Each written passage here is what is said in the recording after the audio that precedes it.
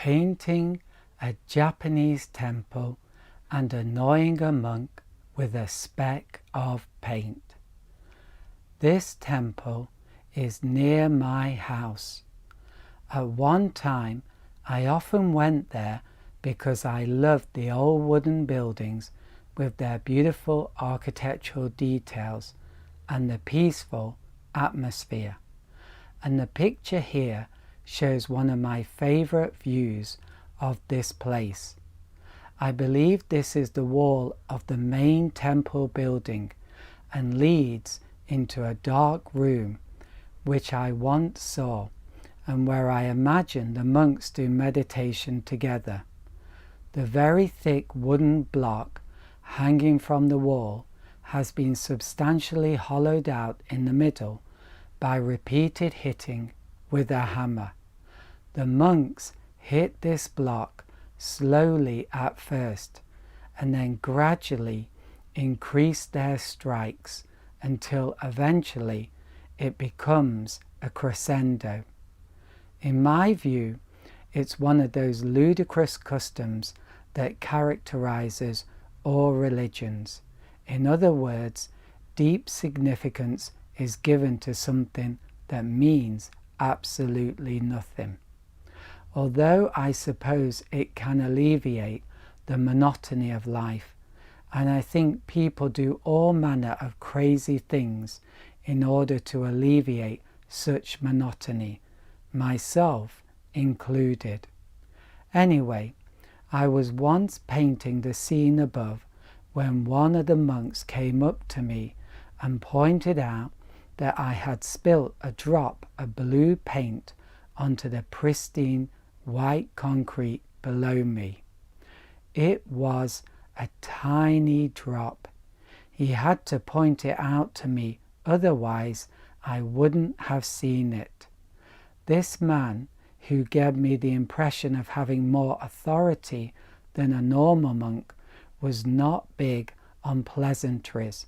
There was no "hello, it's a nice day, isn't it? Are you well?" or even, "God forbid, that's a lovely painting." For some reason, secular people seem to have more ability at social niceties. Well, I wanted to explain that it was just watercolour and would soon fade away, and that it would also just dissolve in the rain. But I felt that I would be wasting my time, and besides, my Japanese was probably not good enough to explain this correctly.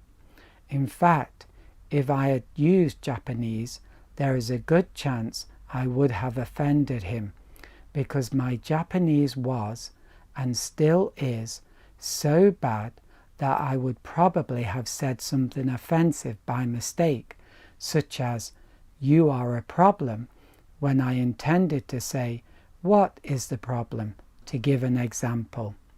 And I think this monk just wanted to have a go at me. Perhaps he didn't like my presence, which he saw as intrusive or impertinent, or he wanted to exercise his authority.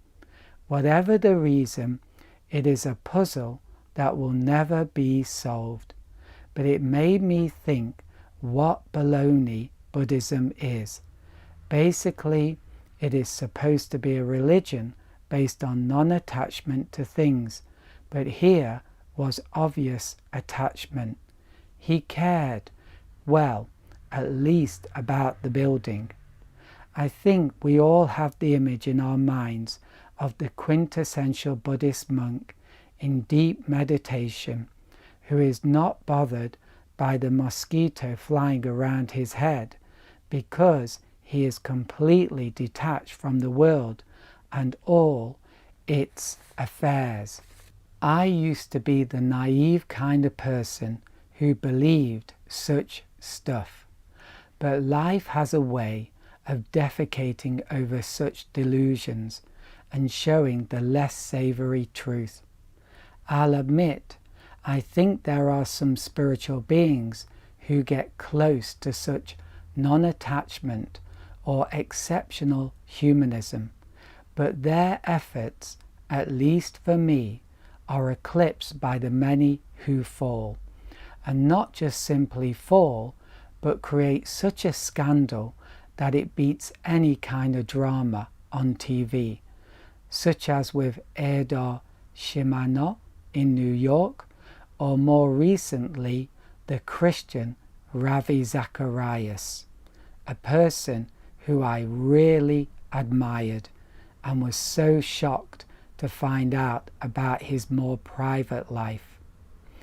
Sadly, it is common rather than rare to find out that spiritual types are all too attached to the world, to things, to money, sex, and power. Anyway, I dutifully cleaned up that speck of blue, and I have to mention that I have met many friendly monks at this temple, and it is often the case that there is always going to be one bad apple in any group.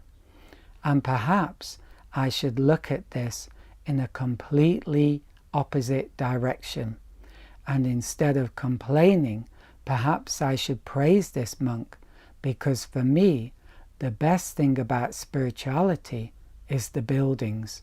It is the churches and the cathedrals and the shrines and the temples. In other words, and what an irony, the physical manifestation. And possibly it is men like the one who told me off that keep some of that architectural beauty of old Japan alive and well cared for, possibly, and for that I should be grateful, and I am. Perhaps then a little attachment is good. So I will leave you with the following koan. Is a little attachment a good thing for a spiritual person? That's all, Gareth.